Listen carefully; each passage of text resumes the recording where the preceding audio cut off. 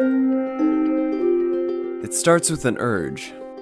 A feeling that acknowledges how much I love my home, but yearns to go out into the great bluish yonder and have an adventure. As if there's something just waiting for me and my weird socks on the other side of that window. Cue me looking wistfully out into the distance.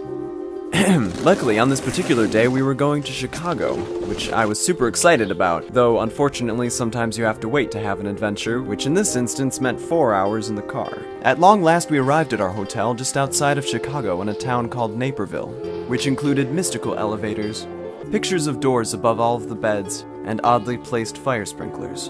And now we'll have a tour of our charming hotel room. And here's the magic closet mirror. What's inside here? Oh yeah, and that. We are in a Marriott right now! Complimentary hotel teddy bear? That's just wrong. Fleeing the hotel room, we ended up at a fancy restaurant that had the most delicious citrus tea and the most formal method of gum disposal I've ever seen. I don't really chew gum that often, but I will admit I found it so amusing I definitely stole all of the ones at our table.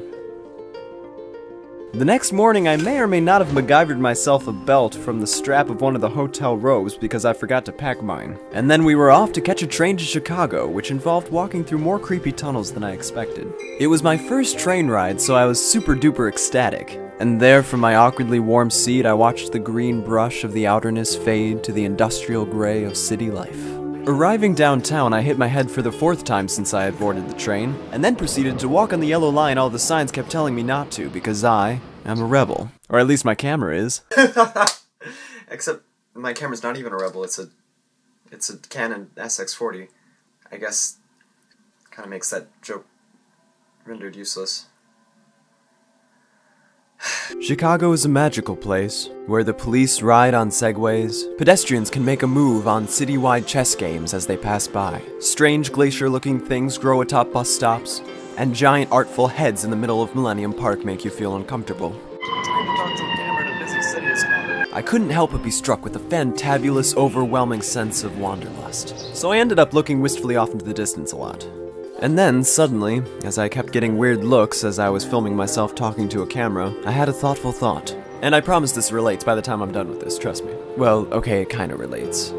Just go with it. When you think about it, we're a whole new generation that's convinced itself that we're talking to something when we're really talking to nothing. When I'm filming this, I'm really just talking to a camera, but I've convinced myself that I'm talking to all of you, when in reality, I'm actually talking to you guys in the future. It's a conversation that's located in different parts of time, that's chronologically challenged. My present is actually just talking to a magical box that's recording what I'm saying, while your present is some crazy guy talking to you about this because you clicked a button. And it's the same thing with Siri. We've created an omnipresent artificial intelligence and decided, okay, now I can ask her where stuff is and whether or not I can hide a dead body in a metal foundry, which is something you can do. Try it. But suddenly, talking to nothing is socially acceptable. It's a thing. It's like a shared mass delusion. But I think it comes from a yearning that we all have, a want to speak out to the universe and get answers. To be able to do one thing and have it mean more than that one thing. But that's why we like to travel, and that's why we climb mountains, and that's why ultimately I carry around a camera and talk to it like a cool cat.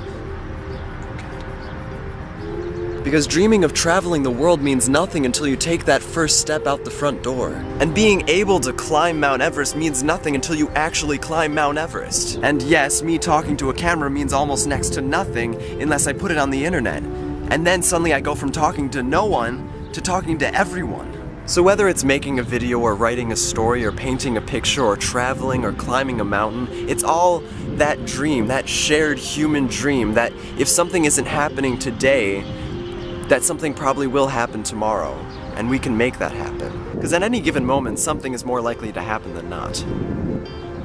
I think that's a good way to think about it. So yeah! Live life! Be a person! Do things! You know, things that make being a person and living life worthwhile. But still! When I was done twirling, we found ourselves on a shore on Lake Michigan where people had painted all manner of art and memories on fractured stones like fractured stories. And with my head filled with fractured thoughts of travel and life and creepy pink teddy bears, it was time to head home.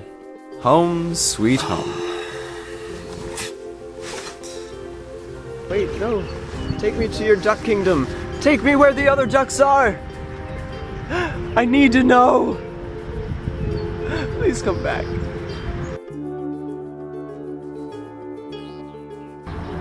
The geese left too. It's disappointing.